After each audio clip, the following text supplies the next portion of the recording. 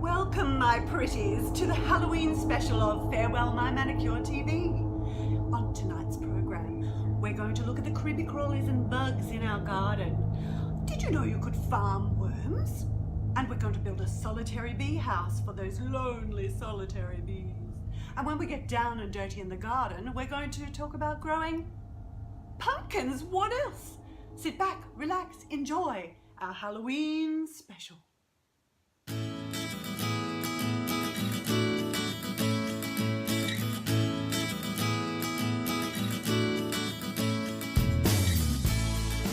In our kitchens, we create a lot of waste, and a great majority of that is fruit and vegetable waste that goes into our rubbish bin and off to landfill. One of the things that you can do with your family to help live a little bit more sustainably and leave a lighter footprint on the planet is to stop sending that to landfill and get yourself a worm farm.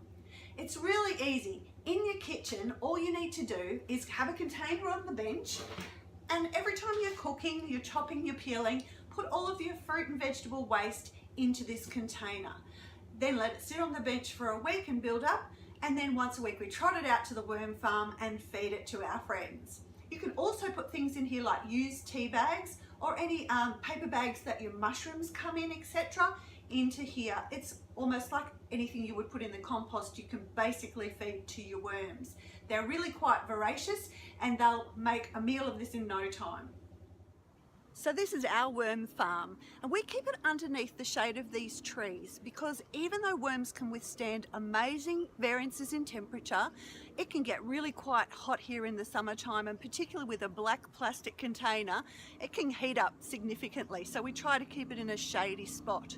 Another thing you can do to maintain the life of your worms and keep them comfortable is every so often, every 2 to 3 weeks, is to take off the lid and pour 5 litres of water through the system. You have to make sure that the tap's turned fully on and you place a bucket underneath it so you don't lose all that wonderful liquid, but flush out the system and it keeps them nice and moist, which is the sort of environment that they really love.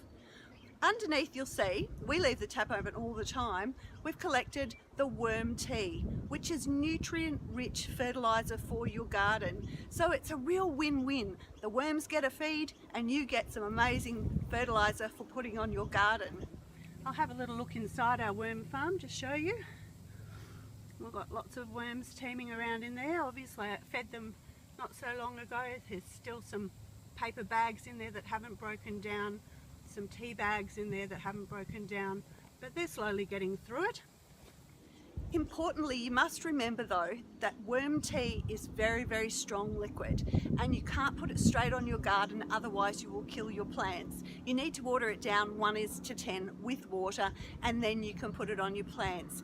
Also inside, the worms produce castings, which is basically their excrement, and every so often you need to take that out and use it on your garden as well. It's terrific fertiliser, really great for starting new seedlings off. So I hope that you'll go out and get yourself a worm farm. You can actually make one for yourself. My sister made one years ago with broccoli boxes, and unfortunately there was a nasty little rodent got in and had a really nice time eating all her worms for dinner.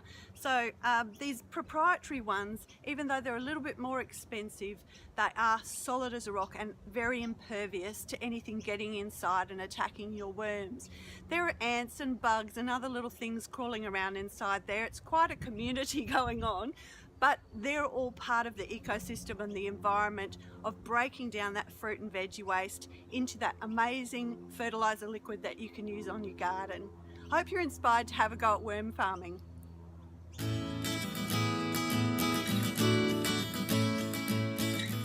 Well, I've probably mentioned before, but I'm a bit of a naive gardener, and one of the things that I did that was very silly when I went to plant my vegetable garden is I ripped out all of the other plants, flowering and otherwise, that were in the garden, and that was so silly because when I grew my little seedlings up and they were flowering, I had masses of flowers, but nothing was fruiting because there were no pollinators in my garden. So I rushed off and I bought some nasturtiums, I bought some Geraldton wax, and I bought some other flowering plants to put in the garden because you need the flowering plants to bring the bees and the other pollinators. Another thing that you should have in your garden is a little home for the bees, because they love a little nooks and crannies, particularly the solitary bees, not the honeybees that go in swarms and hives, but the solitary bees like the native bees. They like to have a little single cell that they can live in and that they can grow their babies in. So what I'm going to teach you today is how to make a very simple bee hotel, or B&B as I like to call them.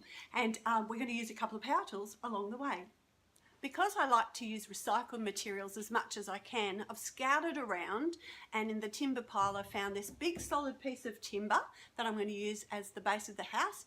And I found a piece of marine ply, so that was just left over from something or other, and we're going to use that to make a roof on the B&B.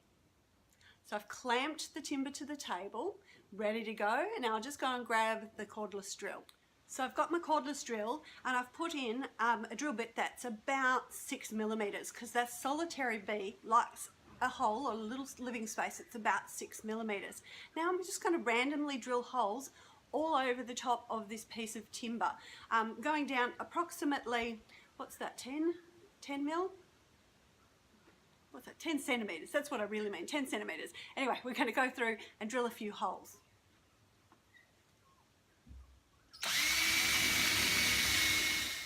So today we're going to use a circular saw. This is a battery operated one, so there's no nasty cords to get in the way, because that always kind of freaks me out that I might cut through a cord. This one, the reason that we use a circular saw instead of a jigsaw is that, see the base plate on this thing? How big and flat that surface area is? Way better and more stable for cutting a long straight stretch of material. We used a jigsaw the other day when we were cutting melamine. In all honesty, a jigsaw is better off for things that need curves to them, because it's such a tiny blade, there's a lot of wiggle room, and there's such a narrow surface area for you to be balancing on.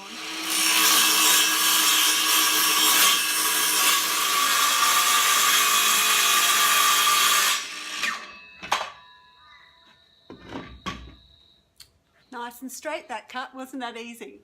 Okay, so we've got the main part of the B&B ready to go. We've got a long strip that we're going to cut into sections to make the roof. And because we want the roof to go on like this, we're going to cut the timber at a 45-degree angle as we cut. The cool thing about these amazing saws is that you can change the angle at which it cuts by just maneuvering this little contraption here. So here's what I mean. Can you see that now we've got the base plate flat and the saw's actually running at a 45-degree angle? So I'm going to do this one cut and that'll give us the apex of our roof. Put on ear protection. Okay, here we go. Lining up with the sight guide on the saw.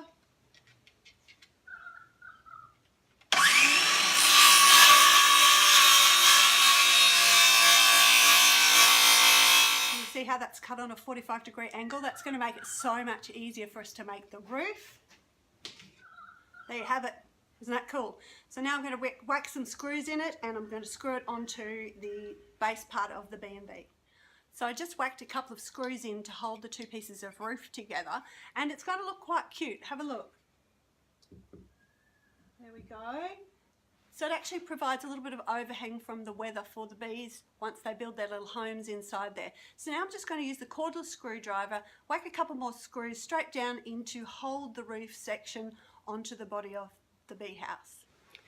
So there you have it. Our little solitary bee hotel is finished. So now all you need to do is take it to your garden, where you plant your veggies, and either attach it to a tree, put it on a stake in your garden, prop it up against some bricks, and wait for the little solitary bees to come and make it their home. As you can see, I put the B&B in the tree, ready for some pollinators to move on in. I really hope that you'll get into your shed and make yourself a bee hotel as well, to attract some pollinators to your garden.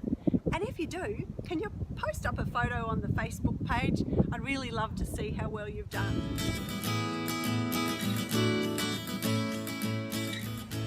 Well, it's a bit windy, but it's a beautiful warm day, and I couldn't let the wind stop me from talking to you about today's topic, which is pumpkins.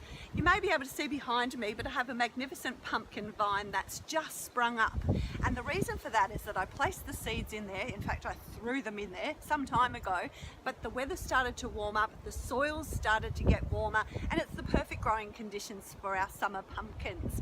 So like with lots of things that I grow in my garden, it sort of happens a little bit by accident. You may know that I love to practice the frugal art of seed saving. So last summer I bought a beautiful organic pumpkin from the farmer's market, and I made something delectable that evening. I think it was spinach, feta and pumpkin quiche, and I took out all of the seeds meticulously, left them on the windowsill to dry out, and then chucked them in the garden willy-nilly. And then we were overrun with amazing pumpkin vines. These are the second crop that have just started to spring up again.